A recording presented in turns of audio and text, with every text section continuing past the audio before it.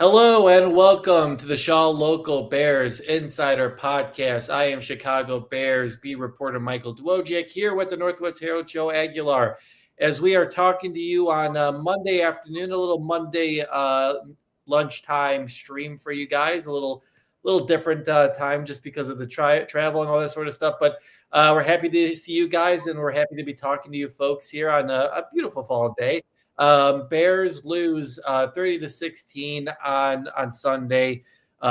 Bears end their 4-game winning streak. Ravens come back after a 1-5 start to the season and come and find different ways to win. Joe, it was obviously with the whole Lamar Jackson saga, the injury saga, and we'll obviously break all that stuff down as we kind of break down this matchup. But for me, coming home and thinking about it, it just really felt like a wasted opportunity. Like it really felt like a moment that the Bears really had a good chance to capitalize, and they just made too many mistakes to capitalize on a good opportunity.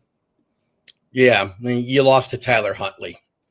I mean, it's a total. I think both you and I felt going in, it kind of felt like a loss. They'd probably get Lamar back. Maybe he'd be, at 75% or whatever. Then he's not playing, and now you figure you got to. I mean, this one's basically being handed to you. You win the 2 close games, you beat a bad Saints team, and now you should beat a bad Ravens team, and you don't. And you know where it starts. It starts with the quarterback. He was bad again, but it's been 20 hours or so since the loss. I need the calming down part. Like I wouldn't be good like going to the podium right after a game like this. I'd probably say something stupid. I say things stupid even after with a full day to think about it. But so I've calmed down a little bit, but it certainly was a tough one. But again, going into the season, you looked at this one as a loss. For me, there are bigger questions for the Bears going forward, even had they squeaked this one out. But we can get to all that now or at some point this season.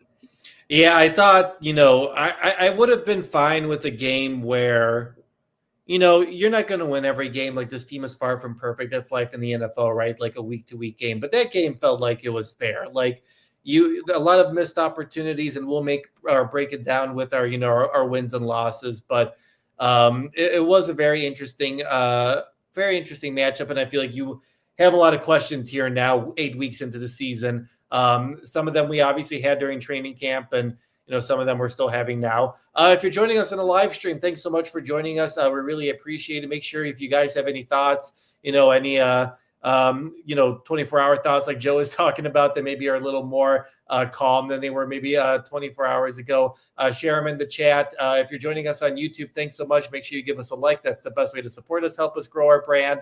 And you're listening to us on the podcast. Thanks so much for listening on the podcast. If you want to be part of the live conversation, make sure you join our live stream. Would love to hear from you folks and love to talk to you. But Joe, let's, I don't know if this will be a win or a loss, and maybe it will, but let's just, I guess let's get started with things here because I do think all the stuff I want to address we'll talk about in wins and losses. So obviously it's a loss, 30-16. Bears are now 4-3 on the season. Joe, what is your biggest loss to start things off after Sunday? The quarterback. It was, and this is tough because, all the knee-jerk reaction immediately after the game, even during the game, maybe is like, it's Tyson Bagent time. Here we go. Oh my gosh, the backup quarterback is once again the most popular quarterback in Chicago. So here we go again. But, when you take a step back,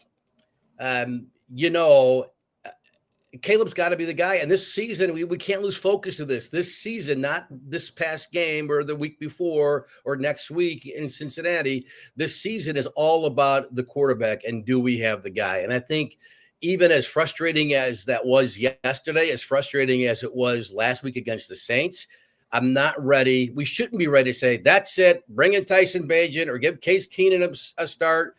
But I do wonder, look, Kyle Schwarber got sent down. I mean, there are stories all over every league about guys who got to take a step back. And I don't think Ben Johnson is there yet. I do wonder, though, do you need to maybe send him to the bench temporarily? It's worked before with quarterbacks. It hasn't worked with quarterbacks in the past. You can lose a guy. But boy, this is unacceptable here 8 weeks through, counting the bye week, right?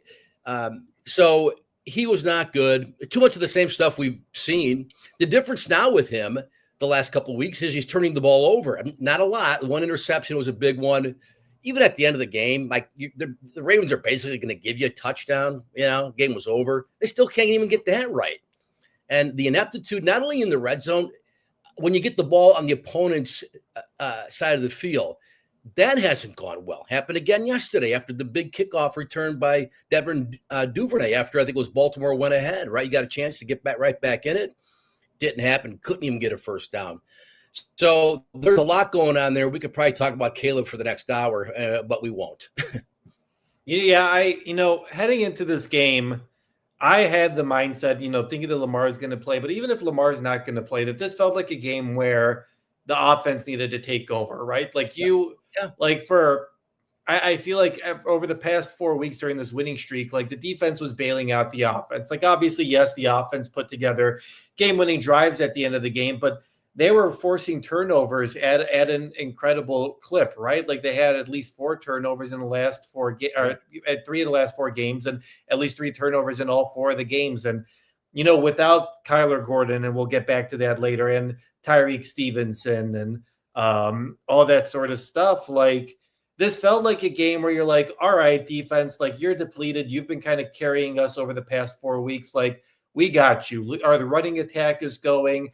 You're going against, yes, I know the Ravens defense is getting back a lot of talented players, all pro players, but they're still kind of trying to get back into the swing of things after missing a couple games with injury. Like Roquan Smith was coming back from a little delay there. So it really felt like an opportunity for Caleb and the offense to be like, all right, like we've got this one. Like we're going to take over this game, and we're going to put the defense and the special teams on our back, and we're going to carry it. And you just didn't see it. Like you go to the red zone on your opening drive, false start on 3rd down. I know the Bears picked up a first down after that, but then you get a couple of negative runs and field goal. Another great drive goes down the field.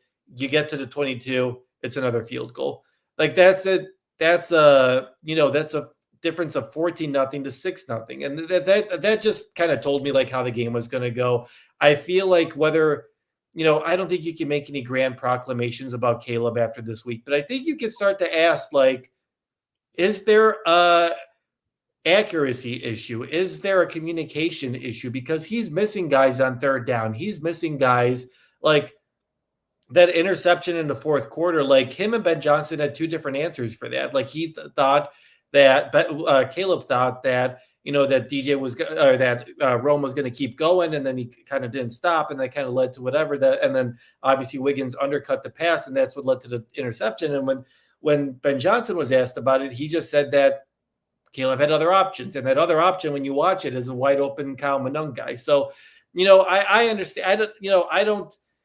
I don't fully put this loss on Caleb. Like I don't know what the answer is, because I am hearing a lot of people talk about, like, do you bench Caleb? Do you like give him a Bryce Young situation of what happened last year? But I do think people need to remember from last year that Bryce Young only went back in because Andy Dalton hurt his hand in like a weird car accident. So I maybe it was a happy accident. I haven't looked at Bryce's numbers so far this year, but I don't think they're like anything special by any means. So I think the big disappointment is just like you really wanted this to be a game where you win because of your quarterback, and you didn't get that. You even like when you're chasing 14 points and you got kind of like a clown car situation at the end of the game, like you miss a wide open DJ Moore. Like Ben took accountability for the quarterback sneak, but it's like at that point you kind of have to rely on your quarterback, right, to take over and that sort of stuff. So there are too many mistakes. I mean, 2 intentional groundings, that final drive in the first half where he has an intentional grounding. He doesn't run out of bounds. He picks up a good chunk of yards, but doesn't run out of bounds.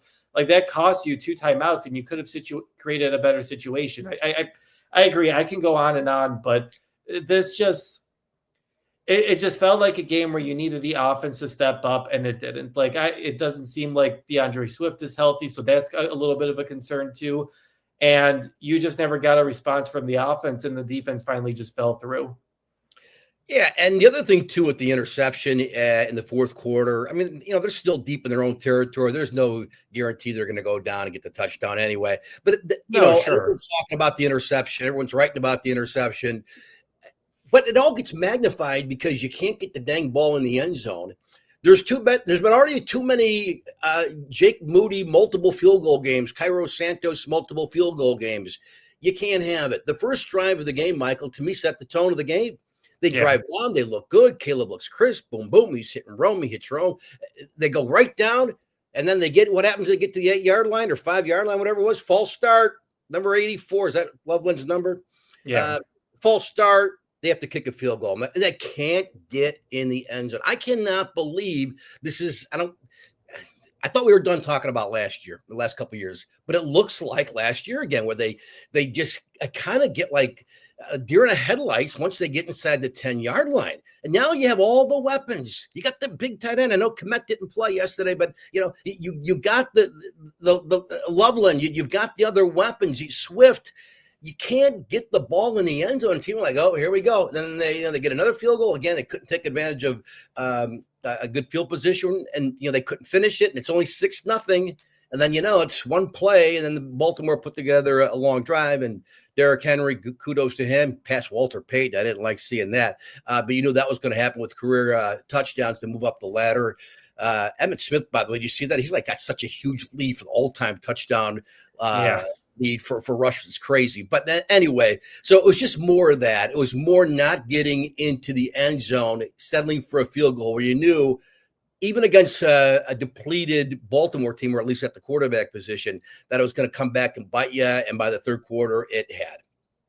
Yeah, and this will kind of lead me into my first loser or whatever. But I didn't love the play calling. I thought that the play calling was perfect at the beginning of the game. You got Caleb into play action. Like, the first play was perfect. Like, you got him into play action. His Colston Loveland gets the first down. I thought that was, and obviously, I don't need to state the obvious here. Obviously, games start with scripted plays, obviously, and that's obviously going to go much better, than in the second or third quarter when you're trying to get things in the mid game. You're going off of momentum and all that sort of stuff, but I didn't love the play calling, and I don't know whether that's Caleb, but I don't know whether that's, Ben Johnson. But, the Bears kind of went away from what they were doing well, and that's running the ball. And I understand that, DeAndre Swift might be injured here. But Kyle Monangai, when you were giving him opportunities, he was picking up some good yards. He was giving your team momentum. And, I know he had, only 24 yards on 7 carries, but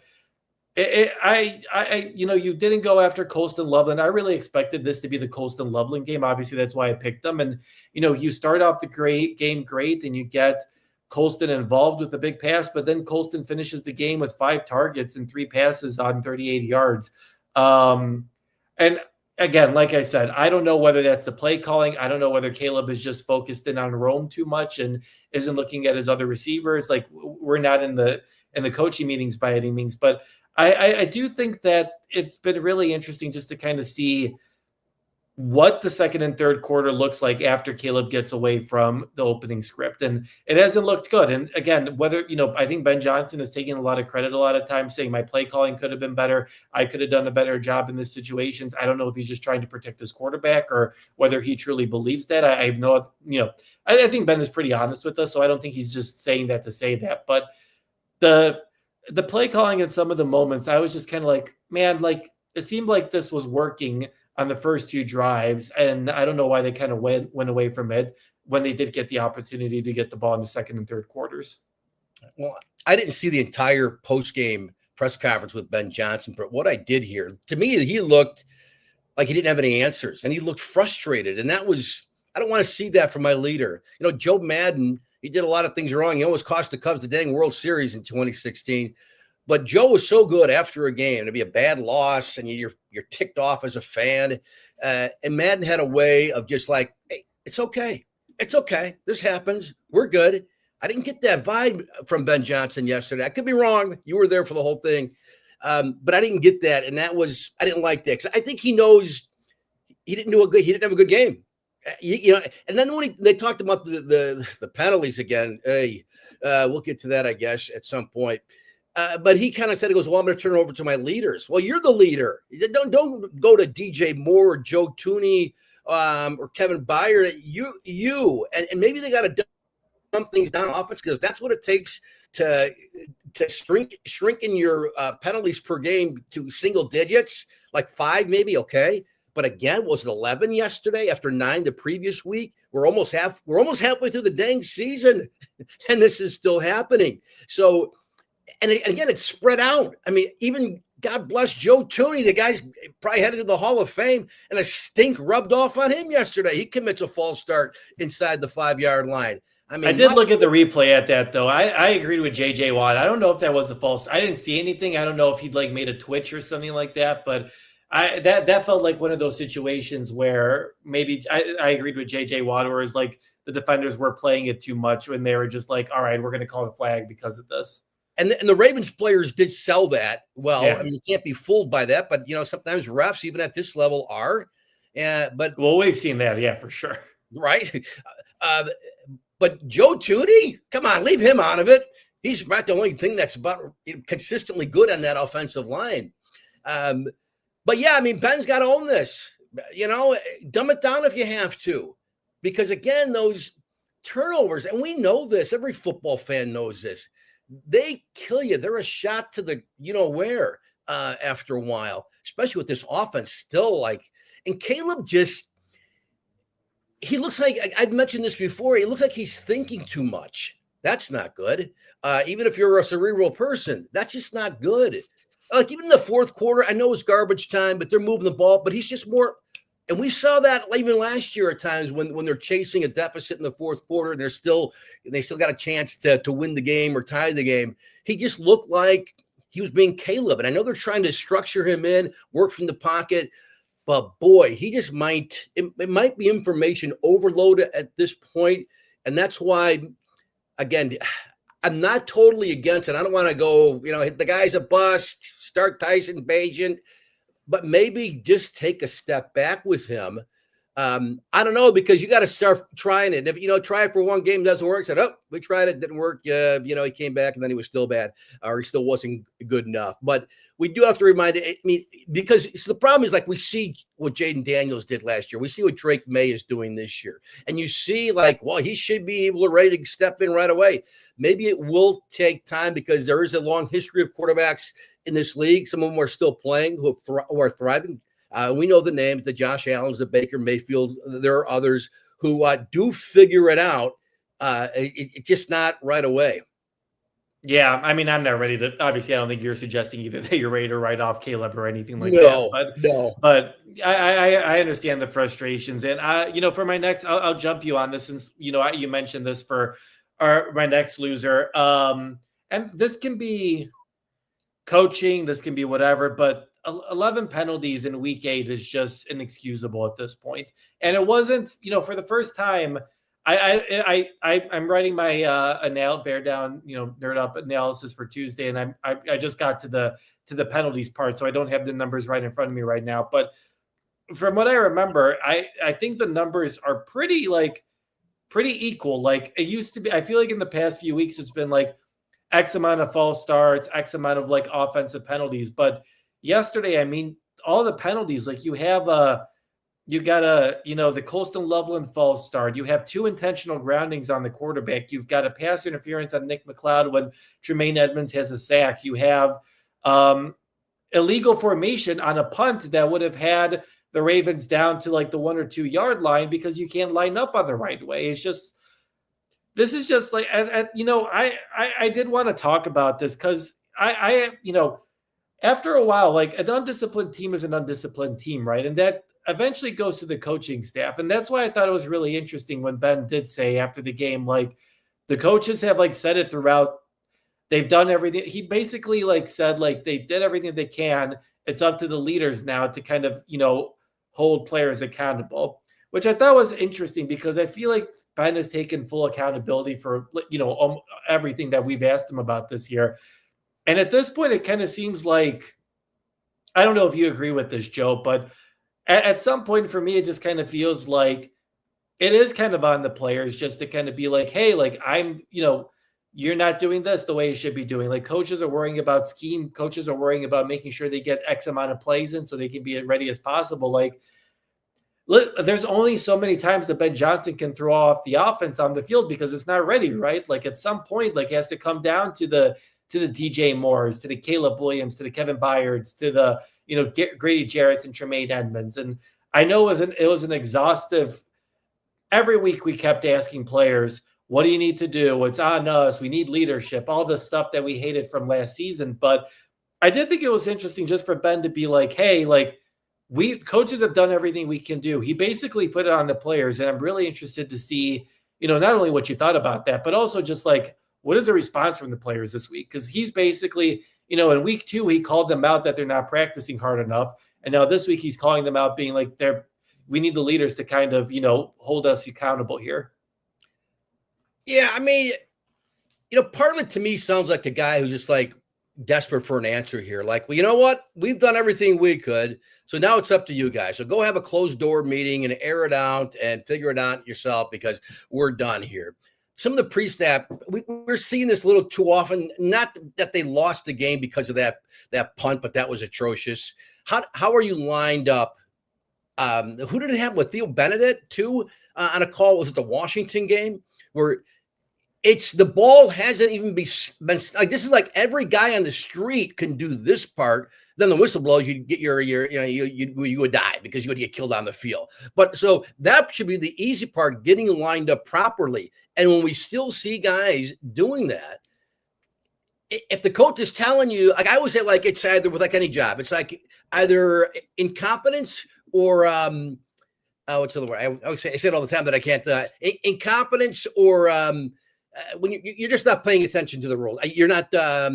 What's the word, Joseph? Live broadcast. When you're being, and I'll think of it 2 minutes after I get done. Yeah. Sorry, I can't. I don't know where you're going with this. So yeah, it's another IN word. If you're defiant, that's not the word I'm looking for. But if you can't figure it out, you sit.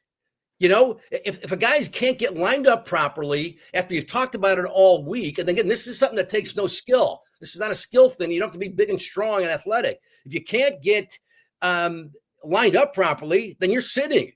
And I know they've got 10 guys on the injury report every dang week. But at some point, the coaches then say you're sitting. And I know you're good at football, but you're sitting because you got to be disciplined. Yeah, I get that, but like, are you really going to bench, like, for example, Colston Loveland or Roman Dunes? And I'm not saying that those are the guys who are you got depth at those positions, right? I mean, do you? Luther Burden is hurt, and Olamide is hurt too. I mean, I think that mentality works for high school. I think that mentality works for college. These are grown men being paid millions of dollars. Like, I don't think the benching works. And honestly, I don't think that helps your team at this point. Like, I don't think it helps your team by taking away your playmakers. And at some point it comes down, like, that's kind of why I kind of understand where Ben is getting at, where at the end of the day, like, it comes down to the players to executing and being responsible for what they want to do. And, maybe that leads to some tough offseason decisions, right? Like, maybe the Bears have to trade someone or have to cut someone because they're like, listen, we just don't need this in our locker room. Like, these are the expectations. You're not meeting those expectations. We think you're a very talented player, but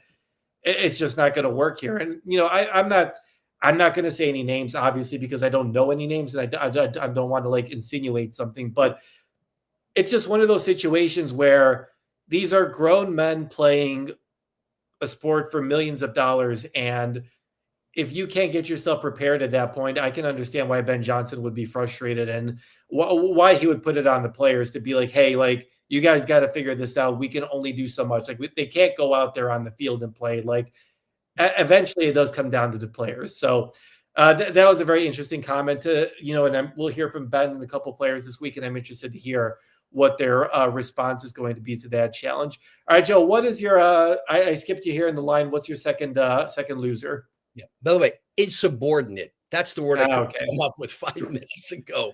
Insubordinate. You're either incompetent or insubordinate. Insubordinate, like, screw it, I'm doing what I want to do. Well, then and I know they're men. I know they're getting paid millions of dollars, but they are boys. We're all boys, Michael. Wow. we're boys.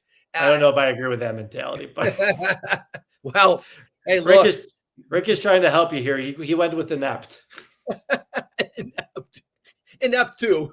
Yeah, inept would be like incompetent, but insubordinate.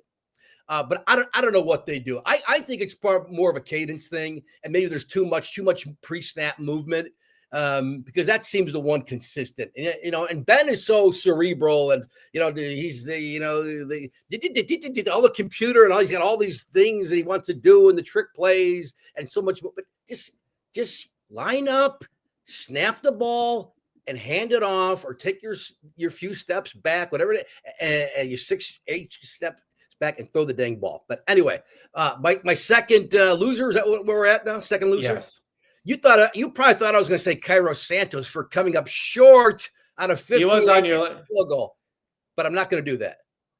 I will say? Here. I don't want to spend too much time on this, because I really forget who it was. Maybe it was CJ last week who said kickers are people too. I'm not saying that they're not people, but I feel like I'm so tired of the Cairo conversation. I think we all know that Cairo was probably good up until 55. Yep. 57 was going to be tough for him. It was accurate. It was just a couple yards short. And honestly, I thought it was impressive, considering it was like like what they call a hurricane drill, where you run the kicker onto the field with a few seconds left to get the kickoff, because you can't stop because your quarterback doesn't run out of bounds and also has intentional grounding and doesn't help your team. But yeah, I didn't think it was that, but I am a little surprised that you decided that Cairo was not on your loser list, because I definitely would have guaranteed that he would be on your loser list. But who is actually on your loser list, Joe? Yeah. Well, you know what? If it would have been truthfully, a 2-point game or a 3-point game, 4-point game at the end, I would have said, you look back, and they could have executed that a lot better than they did. That's, again, we're not going to spend any more time on it. But I can't go there, because he did make his other shorties, and you miss those too. That'll get you out of the league pretty quickly. Ask Jake Moody. So my other loser, I'm going to go with the defensive front. The lack of pass rush here. I'm just not seeing it. I will say this, Montez Sweat is the easy whipping boy here, but he had another sack yesterday. It wasn't for 10 yards or anything, but he had another sack. I think that's 4 games in a row now where he's made a play. It's either a sack or a forced fumble. So, and Montez, at least when he gets an opportunity to go one-on-one or get some space, you do see that the frame, the athleticism. But the other guys, I'm not noticing. It was good to get Grady Jarrett back. Javon Dexter's playing pretty well, because he got the team lead now in sacks with 3.5. He's ascending, I would say. He's certainly not descending. So he's been good. But where's Dio Dangbo, Michael? Where's the other pass rush? Because, boy, that was a chance to – you're playing Tyler Huntley, for crying out loud. I know he's got Lamar-like qualities as far as his athleticism, but he's not Lamar. He's not Kyler Murray. He's not Jaden Daniels. You couldn't get to him. They had 2 sacks. That's not enough. So, and that secondary, I actually had – I'm not going to call them as one of my winners from yesterday. And that, believe me, I struggled to come up with one. But the secondary guys, the journeyman, Nashawn Wright and the other kid, they played okay. They weren't great, but they weren't exposed like I feared they would. Imagine if Lamar Jackson were playing, they probably would have exposed those corners. But I thought they were okay. But the lack of a pass rush here, they think they've been okay in the run. Derrick Henry is Derrick Henry. He's going to the Hall of Fame. But the lack of pressure 7 games in is still disappointing, and it's just not. I see no reason why it's not going to get any better, because there's no one's coming back. No Austin Booker. No one's coming back to save the day or coming on this active roster to save the day. So I could probably pick them as a loser probably every week, but today I will burn one of my defensive line lack of pass rush cards. Yeah, I think they were fine. I think you needed them, but I think you needed them to be great or really good in this game. With your secondary is down 3 starting cornerbacks, at some, and they have been carrying the load here with turnovers and interceptions. Most of their turnovers during the span was interceptions. I know Montez had a really good streak there of back-to-back game with forced fumbles, but you need more from that. And quite honestly, you're getting what you put into it over the offseason, right? Like you signed Dio Dangbo. He's not doing anything. That's your big free agent addition. And you're just you're getting bit by the injury bug, and that we'll talk about that later. But Shamar Turner shows a little bit of something. He hurts his knee, and it looks really bad because he's carted off the sideline. Like Dominique Robinson, he's making some plays for you on special teams, and he, when he got some opportunities, he made some, nice plays on the defensive line. He gets hurt too. Grady Jarrett isn't 100%. I know he made his return yesterday, but I mean, at this point, and however old he is, it's hard coming off of a knee surgery from a couple of years ago and then a knee injury this year. So, I mean, you're kind of getting out of that group what you put into it over the offseason, right? And that's just like mediocre results. Montez shines sometimes because he's a really good pass rusher, but when he's double teamed and sometimes triple teamed, I mean, there's only so much he can do by himself when they're not creating much pressure on the other side of the line. So, yeah, I mean, it's really interesting to see what they'll do. Rick asked, Michael, will Booker get activated by tomorrow? I was surprised that Austin Booker didn't get activated for this game. He's been full this entire almost 20-day practice window that he's been in. Last week, we asked Ben Johnson about Austin Booker, and Ben said they just like the guys that they have in there and felt comfortable heading into that game.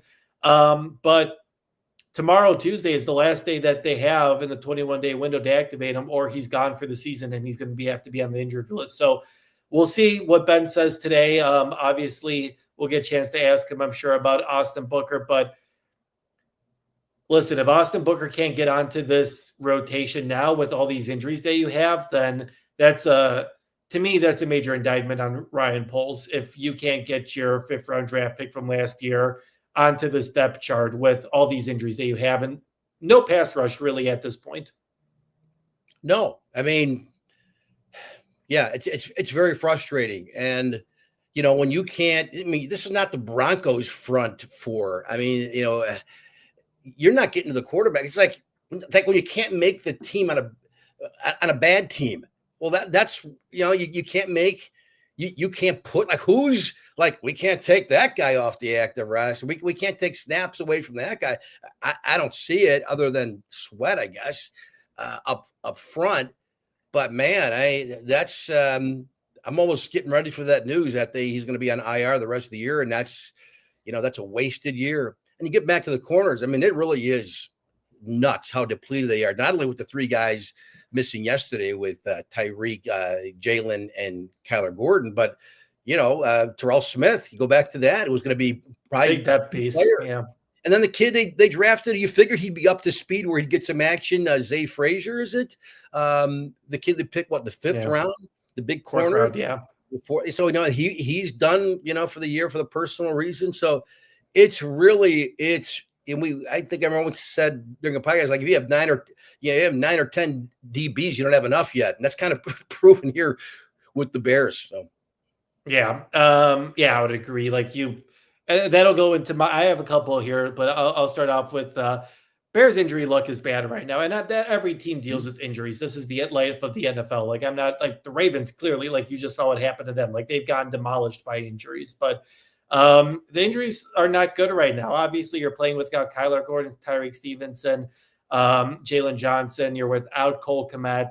Then you lose Dominique Robinson to an. I think his was a knee. I think, or maybe it was an ankle. Yeah, his was an ankle on the first play. Shamar Turner, you lose him to a knee.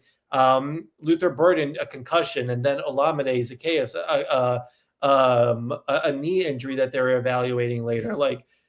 You're getting hurt by injuries right now, and that's not good because, we'll see how long it takes. Hopefully it doesn't take Tyreek too long, but Kyler Gordon was placed on IR on Saturday, so he's going to miss at least the next 3 games. So, listen, you got to step up here, and you need some guys to step up, and whether that's the running attack, Caleb, and, no one's healthy at this point of the year. Like week 8, like guys are bruised, and the Bears are not the only ones dealing with injuries in the league. Far from it. That's just the way of the life in the NFL. But they are being hit with a lot of tough injuries right now, and it's really coming at a bad time because I don't think you're gaining much consistency in any aspect of the game right now. And even DeAndre Swift, like he might not play. And he played through it. And actually, I don't think we got into the winners yet. He'd probably be one of mine. I'll save some of that. But yeah, it's up and down. It's crazy. And it's not just the Bears, but the Bears certainly seem to be near the top. It's like between injuries and penalties, we're talking about it every week. All right, Joe, what's your final loser here? Sorry about that. Final loser. Though wow, there should be plenty options on the board here. I've got one if you can't think of one. I'll go Ryan Poles. I know we could probably do that every week. I'll just go Ryan Poles because this draft class. I mean, Monangai didn't get the ball a lot yesterday. I think he's never going to be on my I'm tired of this guy list, Kyle Monangai, because he's a seventh rounder. He's doing what you thought he might do. He's not going to be Isaiah Pacheco. He's not going to be that guy who gives you a burst, but he's fine. But he's the guy you've gotten the most out of this draft class here. We're still, and again, the injuries factored in yesterday, but Luther Burton hadn't been used much before that. Shamir Turner finally getting back on the field. Now he's off the field again because of the knee.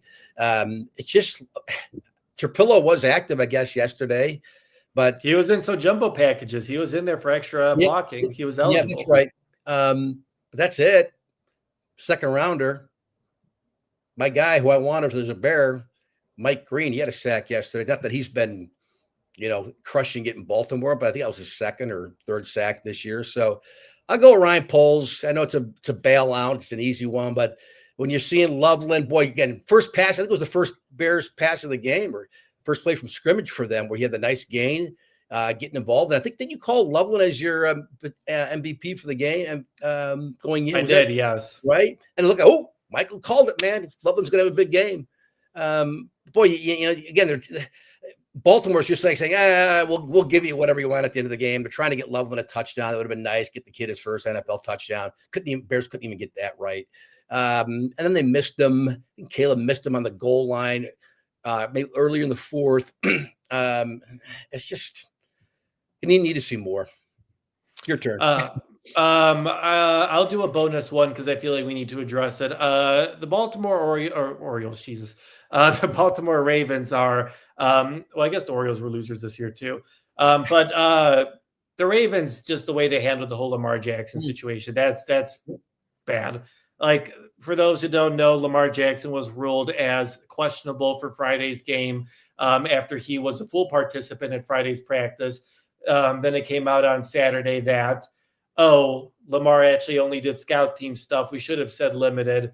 And, after the game, John Harbaugh, which was so weird because I feel like John Harbaugh has really set himself as like a good guy, he's been there in Baltimore. He's set a great culture in Baltimore. The Ravens have been great during his time there. Like, I've never really heard any bad things about John Harbaugh, but then after the game, he's like, some person, whatever, misinterpreted and put the wrong thing. That's what the whole issue was. And I don't know, like the Bears players weren't trying to use that as an excuse, but they didn't know until Saturday that Hundley was going to be starting. And, they said that the scheme is the same. And obviously, like, not that Hundley is, close to being Lamar Jackson, obviously, no disrespect to him, but it's different getting ready for Lamar Jackson versus Tyler Hundley, right?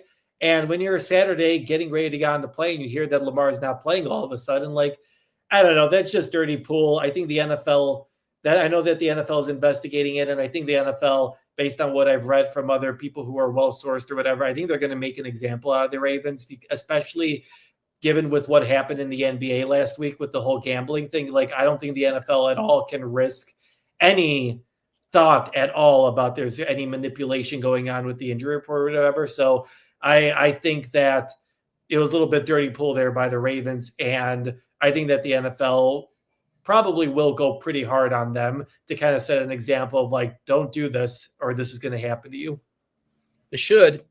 It's the line you hear, like, if you're not cheating, you're not trying. So they're going to try to manipulate that. I'm sure other teams will think about it too, or have been thinking about it. But that was dirty pool. They will be fine. The NFL is not going to blow an opportunity. You don't do this to us, So they will get fined. But it was it's not right. In high school, college, they do it all the time. But there are no rules there. But Sure.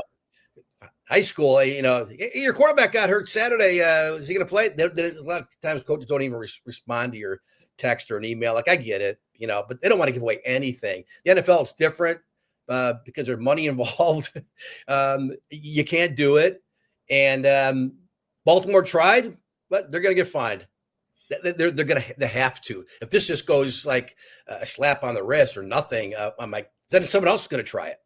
And you don't want that. I think it'll be a fine, and it might even be a draft pick. I think the NFL wants to send that would be stiff. But you know what? If they want to put the hammer down and say no, they want to have a no tolerance attitude about this, they can do it. I think they don't want to risk they don't want to risk anything about, whether it's gambling with anything. I think they want to. I know Roger Goodell, you can have your thoughts on Roger Goodell, but he is pretty stiff on this type of stuff. And I don't think he's going to let the league get into any sort of trouble or misconceptions or anything like that over a situation like this. All right, Joe, we're late here. We'll have probably 5 or 10 more minutes. So any winners from yesterday? I had to come up with three things that worked. Boy, I almost missed deadline because of that. It was hard. I'm going to go with, I know the numbers weren't off the charts. He's not going to come up in any conversations around the league about you see what DeAndre Swift did yesterday? But I'll go with DeAndre Swift. Played hurt, played well. He didn't get the ball a lot. We could talk about that another time, or, that's another issue. He didn't get the ball a lot, but when he did, I thought he was effective.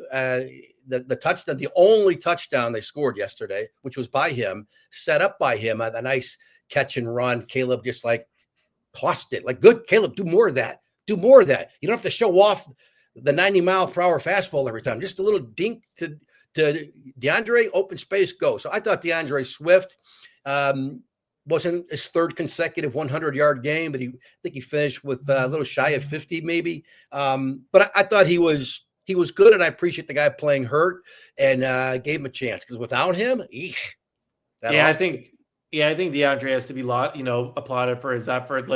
It's very clear that he's injured. I think that people are like, what's wrong with him? Why aren't we using Swift? But it's very clear that he's injured. He's been on the injury report with the groin injury the last 2 weeks. I think he's gutted it out the last 2 weeks. Last week, he was able to rush for over 100 yards. Yesterday, not so much. And but yeah, I would echo that. I think he was one of the bright spots. And I think Rome Odunze and DJ Moore were a couple more bright spots. Rome with another 100-yard game. He caught 114 receiving yards for 7 catches. DJ Moore had a season high with 73 on 4. His catch at the end of the game was pretty nice. Also could have had a touchdown if Caleb hit him in the back of the end zone. My only critique of DJ, go out of bounds. You can create yourself. But again, that's the whole team. Go out of bounds and help yourselves, create better situations. But I thought Rome and Caleb were hitting, clicking again on that first drive, on that scripted drive. And I feel like this happens a lot where they're clicking and they're really doing well, and then that kind of goes away. I know Caleb really focuses in on Rome a little bit. It's kind of funny. I feel like Keenan Allen got in the way of some of Rome's receptions last year because Caleb would focus in on him, and now Caleb is fully focusing in on Rome Odunze, and everyone else is kind of like, hey, what about me here too? But yeah, I would give I'd give Cole, DJ, and Rome a couple of nice gold stars there. Anything else, Joe? Nope. I just echo what you're saying there. The three things that worked yesterday. I picked Rome too for the stats you mentioned. Thought he had a good game. I know there was one where he could have a big time receiver maybe makes the catch, but that's okay. I think you're seeing a lot of good things from Rome Odunze this year. The catch by the DJ Moore, by the way, if you turned off the game after you think, well, they're not going to win this game, you probably missed the DJ Moore catch. But that should be on the highlights, because that was a great catch, one-handed catch there by DJ. I'm a fan of DJ Moore, and the going out of bounds thing, I get it. But DJ is such a fighter. He's such a good yak guy. He's not a catch it, he goes down with a guy puts one finger out, he trips and he goes down. DJ is a tough nugget. He's not the biggest guy, as you know, Michael, but I really appreciate the way that guy plays football. So 2 good ones there in Rome and DJ. And talking about injuries, I mean, DJ's been through it the last couple of weeks too. Yes. DeAndre Swift has been too. He's been dealing with a bunch of injuries, and he hasn't missed a game, and he's kind of gutted it out. So Obviously, a good performance from him. I think I'll have one last. I'm just looking through the stats to make sure I'm not missing someone obvious. I'll give Montez Sweat a shout out. He forced a fumble for the third straight week this time, or I guess you could say it wasn't a forced fumble. It came close to it. But I think he's played well. I think he's done what you want. Sure, you want more out of him, but this really feels like the same situation like last year where he's not getting any support. He's not getting much pressure up the middle. The opposite side of him isn't doing anything. I think he's doing as best as he can. You would love for it to be a little bit better. But at this point, I don't know. I'm not, for all the pass rush issues and all that sort of stuff, I'm not putting the blame on Montez Sweat. I agree. You could say he's been good the last 4 weeks. Has he been great? No. And we want to see greatness. Maybe there is a 2 sack game coming soon, hopefully. But he's been good. He hasn't been the problem. Nothing from Montez Sweat again. We haven't said that now for four games in a row. So I'll give props to him. And again, when you isolate on him a little, you could see why he got paid. We want to because of no one else is doing anything. And maybe if they ever get to that, if this season where he's not the only guy you have to worry about, then maybe he does get free. Maybe he does have that multiple sack game. All right, Joe, that's everything that we've got for the game. Some interesting storylines we'll have to watch. Obviously, the injury news will be the biggest stuff from this week. Tyreek Stevenson, we'll see Cole Kmet as well. Kyler Gordon obviously was placed on IR, like I said. A bunch of guys got injured last week, or yesterday, I should say. But a lot of stuff to figure out this week, Joe, before Cincinnati. I know, heading into the season, you're like, man, Lamar Jackson and Joe Burrow back-to-back weeks, like that stinks. Like you got to get through that. And now you got Tyler Huntley and Joe Flacco. And, you couldn't get it done against Tyler Huntley. And, Joe Flacco has been fine, but with this secondary, and we'll get into the preview stuff, but if I'm the Bears, like I got to figure something out for Jamar Chase and T. Higgins, because against this injury depleted secondary, like I don't know. Maybe you have to figure something out, because that could get really ugly. Because I think Flacco can get the ball to his receivers in a good way where they can take care of the rest. So that's going to be a major concern for me this week as the Bears kind of figure some stuff out at practices. Yeah, I mean, Joe Flacco, as old as he is, he knows what to do. And boy, Jamar Chase is probably the best wide receiver in football. And I love Justin Jefferson, but man, Jamar Chase coming off the year he had, they've been throwing to him like on every play pretty much. And why wouldn't you? And then you got T. Higgins. Yeah, you should. Yeah. Right? So that's a load. That defense stinks. It stinks. But another opportunity, maybe your offense has to win one, Caleb. We'll see. Because Caleb, I hope for the kid's sake he plays well next week. We'll get into that later too, maybe our next podcast. But hope he plays well, because he probably needs that. Because you heard the Justin Fields tape from yesterday. I know you've been busy traveling and writing your game stuff afterward. But Justin Fields really opening up, but he was in his closet crying on the floor. I mean, you forget sometimes. We think like they think that's my guy on my fantasy team. You got to do this, but they're human beings. And Justin Fields got real. The media, kudos to him. He was always well liked, in Chicago. Just didn't work out for sure. But good for him. But Caleb, like he's a human being. He hears the noise. He can block it out and try, but he hears it. So for his sake, I hope he doesn't have to throw for 350 and 4 touchdowns. That'd be nice. But hope he has a bounce back game, because it's 2 stinkers in a row for him. He knows it. All right, that's everything we got for this week's episode. Thank you to everyone who joined us on the lunchtime live stream. Appreciate everyone's comments and questions. Great to hear from you guys. If you like what you hear, make sure you hit the like button. That's the best way to support us and help grow our live stream brand.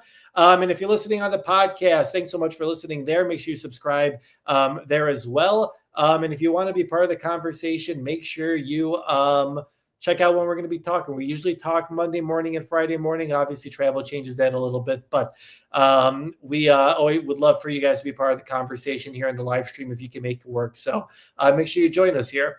Make sure you're following me for the rest of the week. A lot of interesting Bears news is going to be happening this week. Obviously, the trade deadline is a week away as well. I wouldn't expect the Bears making too many moves, but you never know what could happen here. A lot of injury news. So make sure you're following me throughout the week at Dwojak94 at all social medias. And we've got fall playoffs here in high school sports in the McHenry County area. So make sure you're following Joe at Joe Aguilar 64. He'll have you covered there. All right, we'll preview the Bengals game on Friday morning. Obviously, that's a very big game.